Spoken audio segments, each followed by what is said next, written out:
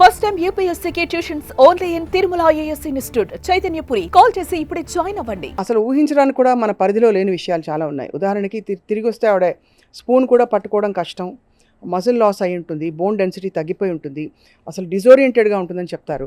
మామూలుగా మనం jet lag అని చెప్తాం, ఇక్కడ నుంచి వేరే దేశానికి వెళ్ళి భూమి మీద ఉండి కూడా మనకు అన్ని గ్రావిటీ కండిషన్స్ నార్మల్గా ఉండి కూడా. ఆ సునీత విలియమ్స్ గారి పరిస్థితి ఎలా ఉండబోతుంది? ఆవిడతో పాటు ఉండే గిల్మోర్ గారిని అందరూ ఇగ్నోర్ చేస్తున్నారు, ఆయన గురించి కూడా మాట్లాడదాం. అవునండి. సో అంతరిక్షంలో ఎట్లాంటి భేదాలు లేవండి, మగ ఆడ అనేది కూడా ఏం తేడాలు లేవు, అందరికీ ఒకేలాగా ట్రీట్మెంట్ ఉంటుంది. కరెక్ట్. సో ఇప్పుడు ఏమిటంటే మీరు అన్నమాట నిజమే, మనం కేవలం ఇక్కడ నుంచి ఇండియా నుంచి అమెరికా వెళ్ళినా మనకు ఒక 18 గంటలు ట్రావెల్ చేస్తేనే మనకు 3 రోజుల పాటు జెట్ లాగ్గా ఉండి, డిసోరియంటెడ్గా ఉండి, వామిటింగ్ సెషన్స్ వచ్చి చాలామందికి చాలా ఇది వస్తాయి. మరి ఈవిడేమో ఆల్మోస్ట్ 9 నెలల పాటు, అంటే సునీత విలియమ్స్ కానీ బుష్ విల్మర్ కానీ 9 నెలల పాటు వారు అక్కడ స్టక్ అయి ఉన్నారు. అంటే స్టక్ అయి ఉన్నారు అంటే అది కూడా ఒక బ్యాక్గ్రౌండ్ చెప్పుకోవాలండి. అంటే అసలు ఎందుకు వెళ్ళారు? ఈ యొక్క స్టార్ లైనర్ అనే ఒక హ్యూమన్ ఓకని అది మొదటిసారిగా టెస్ట్ చేయడానికి ప్రయోగించి వారు వెళ్ళారండి. జూన్ 6th నాడు వెళ్ళారు. అయితే తిరిగి వద్దాం అనుకున్న సమయంలో ఏమైందంటే అందులో సమస్య వచ్చింది. ఆ వెహికల్ని తిరిగి రావడానికి ఉపయోగం ఉండదని చెప్పేసి ఏం చేశారు, దాన్ని ఖాళీగా పంపించారు. సో ఆల్మోస్ట్ జూన్ నుంచి వారు వెయిట్ చేస్తున్నారు. వారిని రెస్క్యూ చేసుకోవడానికి సెప్టెంబర్లోనే, అంటే ఈ క్రూ 9 అని మాట్లాడుకుంటాం కదా, ఇది సెప్టెంబర్లోనే అక్కడికి వెళ్ళిందండి. రైట్. సో మీరు అడిగిన ప్రశ్నకి ఎందుకు ఇంతకాలం అని చూసుకున్నట్లయితే యాక్చువల్లీ సెప్టెంబర్ నుంచి వెయిట్ చేస్తూ ఉంది. సెప్టెంబర్ నుంచి మార్చ్ వరకు వెయిట్ చేస్తున్నారు. మార్చ్లో మొన్న క్రూ 10 అనే ఒక వ్యోమగాములు అందులో వెళ్ళిన తర్వాత ఈ క్రూ 9 ఇప్పుడు తిరిగి వస్తుంది. అంటే ప్రెసిడెంట్ ట్రంప్ కూడా అన్నట్టు, అంటే ఆయన కూడా స్వయంగా కలగ చేసుకున్నట్టు తెలుస్తుంది. ఇలాన్ మస్క్ ఇంటర్వెన్షన్తో ఇది జరుగుతోందని చెప్పి అనుకుంటున్నారు అందరూ. అంటే అది కొద్ది రాజకీయం చేస్తున్నారండి. అంతేనా?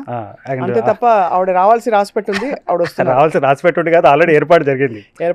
ఇప్పుడు ట్రంప్ ఎప్పుడు వచ్చారంటే డిసెంబర్లో వచ్చారు వాళ్ళ ఎలక్షన్స్. సో ఎలాన్ మస్క్ ఇప్పుడు మనం చూస్తూ ఉన్నాం.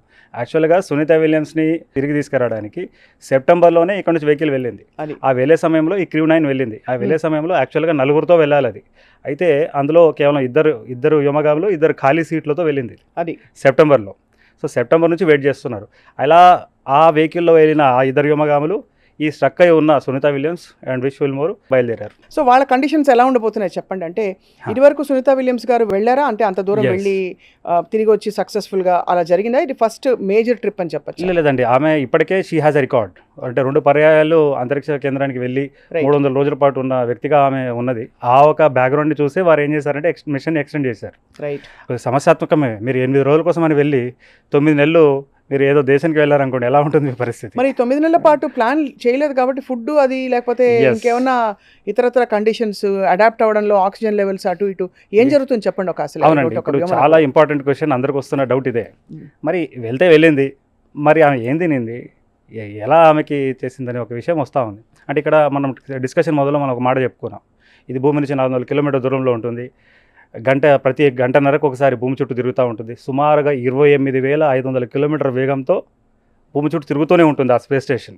ఆ స్పేస్ స్టేషన్లో మీరు కనుక ఉంటే ప్రతిరోజు మీరు 13 సూర్యాస్తమాలు సూర్యోదయాలను చూస్తారు.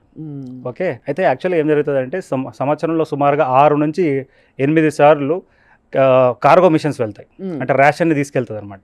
వారికి అంతరిక్షంలో ఉన్న వ్యోమగాములు, ఈ స్టేషన్లో ఉన్న వ్యోమగాములని వారికి కావాల్సిన నీరు కానీ, ఫుడ్ కానీ, గాలి కానివ్వండి, అన్నిటినీ, అండ్ వారికి కావాల్సిన దుస్తులు కానివ్వండి, లేదా ఏమైనా కొత్తగా ఎక్స్పెరిమెంట్ చేయడానికి ఇన్స్ట్రుమెంట్స్ కానివ్వండి, ఇవన్నిటిని కూడా వితౌట్ హ్యూమన్ బీయింగ్ లేకుండా కార్గో షిప్స్ ఉంటాయి. ఆ కార్గో షిప్స్లో సునీత ఇక్కడ ఇంటర్నేషనల్ స్పేస్ స్టేషన్కి వెళ్తుంది, డాక్ అవుతుంది. సో శాస్త్రవేత్తలు వ్యోమగాములు ఏం చేస్తారు, స్టేషన్లో ఉన్న అవన్నీ కూడా వాళ్ళు తీసుకొని అప్పటిదాకా స్టోర్ అయి ఉన్న చెదారం అంతా కూడా ఆ షిప్లో వేస్తారు.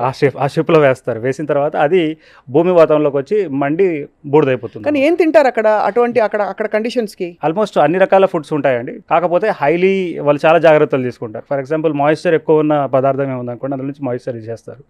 ఏదైనా మైక్రో ఆర్గానిజమ్స్ని డెవలప్ అయ్యే ఏమైనా ఫుడ్ కనుక ఉన్నదనుకోండి, మన ఇంట్లోనే ఒక అరటిపండు, మనం ఒక యాపిల్ పండు కోసి పక్కకు పెడితే మీకు కలర్ మారిపోతుందండి భూమి వాతావరణంలో.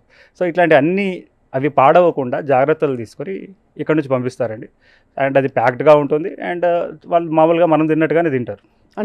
అంటే ఒక మూవింగ్ స్పేస్ రెగ్యులర్గా మనకి దానిలో స్టార్ లైనర్లో ఉన్నట్టు తెలుసు. అంటే ఇంటర్నేషనల్ స్పేస్ స్టేషన్లో మీకు ఒక విషయం ఏంటంటే అండి, మనకి భూమి మీద, అంటే మన మానవ శరీరం ఈ భూ వాతావరణంలో ఉండడానికి నిర్మించబడిందండి. అవునవును, గ్రావిటీ అంతా మనకి కింద గురుత్వాకర్షణ లాగుతుంది, పైనుంచి అట్మాస్ఫియర్ ప్రెషర్ కూడా ఉంటుంది మన తల మీద, ఎంతో వెయిట్ ఉంటుంది. సో దానికి అనుగుణంగా మన శరీరం నిర్మాణం జరిగింది. అయితే ఈ యొక్క ఇంటర్నేషనల్ స్పేస్ స్టేషన్లో ఏంటంటే భారరహిత పరిస్థితి, మైక్రో గ్రావిటీ ఉంటుంది అనమాట. అంటే కంప్లీట్గా మీరు ఏమవుతారంటే ఇట్లా తేలుతూ ఉంటారు. తేలుతూ ఉంటారు, జుట్టు కూడా ఆవిడది ఇలా అయిపోయి కొన్ని అయిపోయింది. విజువల్స్ కూడా వచ్చాయి. వచ్చింది. సో అట్లాంటి పరిస్థితుల్లో ఏమవుతుందంటే అండి, మీరు మీ శరీరం ఏమో భూభాతంలో ఉండడానికి నిర్మించబడినది. మీరు అంతరిక్ష కేంద్రంలో ఉండి తరచూ మీరు ఎగురుతూ ఉన్న పరిస్థితి ఉంటే ఇట్ ఈస్ జస్ట్ లైక్ మీరు ఊహించుకోవచ్చు. మీరు ఒక స్విమ్మింగ్ పూల్లో వెళ్ళిపోయి ఒక 2-3 గంటలు అక్కడే ఉండి మీరు బయటకు వస్తే ఎలా ఉంటుందో మీరు ఒక నియరెస్ట్ పోలిక అని చెప్పుకోవచ్చు అండి మనం. అవును అవును. సో మొత్తానికి ఆ భారరహిత పరిస్థితుల్లో ఉండడం వల్ల ఏమవుతుంది అంటే మీకు ఈ యొక్క బోన్స్ కానివ్వండి, లేకపోతే మీ ఐసైట్ కానివ్వండి, లేకపోతే మొత్తం మీ బాడీలోనే ఆర్ ఈవెన్ మెంటల్గా కూడా మీకు సైకలాజికల్గా కూడా మీకు ఎన్నో ఇష్యూస్ వచ్చే పరిస్థితి ఉంటుంది. అయితే దానికి తగ్గట్టుగా వారు ఏం చేస్తారు, రొటీన్ కూడా అలా ఉంటుంది అనమాట అండి. అంటే వారు ఏం చేస్తారు, అట్లీస్ట్ 2.5 hours ప్రతిరోజు వారికి చాలా రిజిడ్ మొత్తం ఎక్సర్సైజ్ ప్లాన్ ఉంటుందన్నమాట. వాళ్ళకి కావాల్సిన న్యూట్రిషన్ ప్లాన్ కూడా అలానే ఉంటుంది. అండ్ వాళ్ళు చేసే యాక్టివిటీస్ కూడా అలా ఉంటాయి. సో ప్రతిరోజు వెయిట్ ఎక్సర్సైజెస్ చేయాలి. అండ్ అంటే తన గుండెని కాపాడుకోవడానికి కానీ కాళ్ళు చేతులు ఇవన్నీ కాపాడుకోవడానికి కావాల్సిన ఎక్సర్సైజెస్ అక్కడ ప్రతిరోజు 2.5 hours మినిమం మీరు చేయాలన్నమాట. ఒక 7-8 నెలల పాటు ఏ విధమైన ఫిజికల్ యాక్టివిటీ లేకుండా, గ్రావిటీకి సంబంధించిన ఏ యాక్టివిటీస్ లేకుండా ఉంటే they can develop some health issues also కదా. ఎస్, ఈవెన్ అంటే ఒక వ్యక్తిని మనం ఇలానే ఒక తాడు కట్టేసి వేలాడదీస్తే, తలకిందులుగా మీరు వేలాడదీసేసి ఒక డార్క్ రూమ్లో అసలు ఏమీ కనబడకుండా అవును మనం టైం మీద ఫుడ్ అవన్నీ పెట్టినా కూడా అక్కడ అతనికి కూడా మీకు ఆ సమస్యలు వస్తాయండి. సో డెఫినెట్గా అదే కాకుండా అంటే ఇప్పుడు చాలా వరకు గతంలో వెళ్ళిన యోమగామలు కూడా వారి ఏజ్ పెరిగిన సమయంలో వారు చూసారు చాలా ఇష్యూస్ వచ్చాయి. కేవలం వెళ్ళొచ్చిన తర్వాతనే వెంటనే కాకుండా ఎన్నో సంవత్సరాల తర్వాత కూడా సమస్యలు వచ్చాయి గతంలో. అంటే ఒక పాస్ట్ ఆస్ట్రోనాట్స్ని చూస్తే వారి ఒక చూపు మందగించడం కానీ, లేదంటే డిసోరియంటెడ్గా ఉండిపోవడం కానీ. గుర్తుపడతారా ఫ్యామిలీ మెంబర్స్ని? అంటే అంత ఆ మాత్రం బ్రెయిన్ ఫంక్షనింగ్ నార్మల్గా ఉంటుంది. అంటే ఏజ్ వరకు అంటే మీరు ఆఫ్టర్ మెనీ ఇయర్స్ తర్వాత వెటర్న్స్ అయినప్పుడు ఆ ప్రాబ్లం వస్తున్నదండి. అదే ఒకటి గమనించారు. అయితే ఇప్పుడు సునీత విలియమ్స్ పరిస్థితి ఏమిటి అనేది మనం చూడాలి. అంటే ఆమెకి రికవర్ కావడానికి చాలా సమయం పడుతుంది. ఆల్రెడీ ఎక్సర్సైజెస్ ఎన్ని జాగ్రత్తలు తీసుకున్నప్పటికీ ఇంకా ఆమెలో ఏదైతే ఆల్రెడీ జరిగిన డీజనరేషన్ లాస్ట్ 9 నెలల్లో ఎంతైతే తన బోన్ డెన్సిటీ తగ్గిపోవడం కానీ, చూపులో ఏదైనా మార్పు కానీ, లేదా కాగ్నిటివ్ థింకింగ్స్లో ఏమైనా మార్పు కానీ, ఇవన్నిటినీ సరిచేయడానికి ఎన్నో నెలలు పట్టే అవకాశం ఖచ్చితంగా ఉంది. సో నిజంగా ఒక విధంగా త్యాగం చేసినట్టే ఆవిడ లైఫ్ని మొత్తం డెడికేట్ చేసేసి. మీకు శాస్త్రీయ పరిశోధన ఎప్పుడు అలానే ఉంటుందండి. అంటే ఇట్లాంటి శాస్త్రవేత్తలు చేసే ఎన్నో పరిశోధనల వల్లనే సైన్స్ అనేది ముందుకెళ్తుంది, మానవాళి ముందుకెళ్తుంది. ఖచ్చితంగా.